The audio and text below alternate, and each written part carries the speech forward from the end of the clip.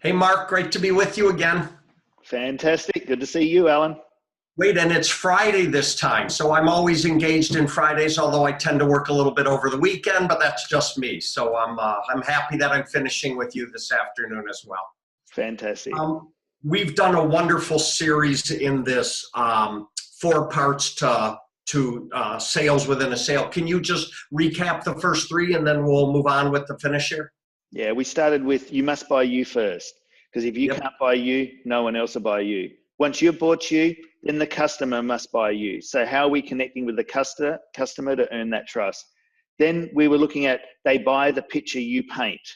And so talking in visuals and helping people go on a journey. And now we're heading to the final sale within the sale. The sale within the sale, the final here is buying the product and service, right? And if I understand it, if you've followed the simple procedure in the first three, then clients buy the products, right? Yeah, in fact, if you do the other three, quite often it can be quite anticlimactic. It just happens because you did all of the above. Actually surprises people sometimes because you sold yourself, you leaned in, got close, you understood their needs, you provided solutions to their needs, you painted the picture, and all of a sudden they're there, right, and it's ready to check out. It surprises people every single time. Mark, following the procedure is one thing, but we know this from sales. Sales is sometimes a science or an art more than it is the science of selling. But we've seen over the years where sometimes you start the product and the client goes, I get it. Okay, I want to place an order. And they kind of beat you to the punchline, and that's okay too, right? Absolutely. Quite often, you got to be careful you don't get in the way. If the client knows what they want, you obviously give the client what they want. There's not a problem there. But I see people sometimes talk the client out of it. So I think it's really important. So I think the conversational selling, leaning in, it's not about a machine gun and just shooting off all the questions and it being an interrogation. I think the earning of the trust is critical, but I also think keep the conversation on the guest or the client wherever you can. Telling is not selling. I always say, if you're doing the telling, they're controlling your agenda. So telling isn't selling. And when you're selling, you're listening and you're looking for those questions, because people, you got to seek to first understand and then be understood. And people do not hear until they're being heard. Have you given them an opportunity to speak? Mark, that expression about seeking is so critical, because we've all been places where people just start talking at you and have no clue why you're standing in front of them. So seek to understand. I'm glad you brought it up, and it's so critical. Another point to the buying product here is, as a good salesperson, you need to know when to stop and just move on to taking the order, correct? Because a lot of people keep talking and talking, they never quit. No, that's where they actually do talk the person out of it. I often find ask a question or make your statement and then actually shut up. Sit there and listen and leave the pause, let them digest it. And then you can always come back. Is there anything else that you'd like me to share with you?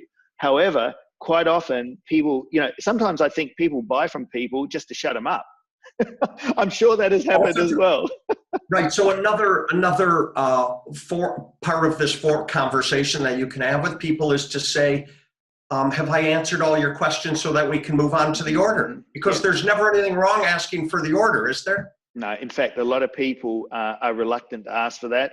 I would always make the assumption that they want the product, because they wouldn't be there unless they were looking for something, right? And so, and if you did your job right and you sprinkled your questions seamlessly into casual conversation, but you were gathering the information and then you were paraphrasing it back, help me understand if I heard you correctly.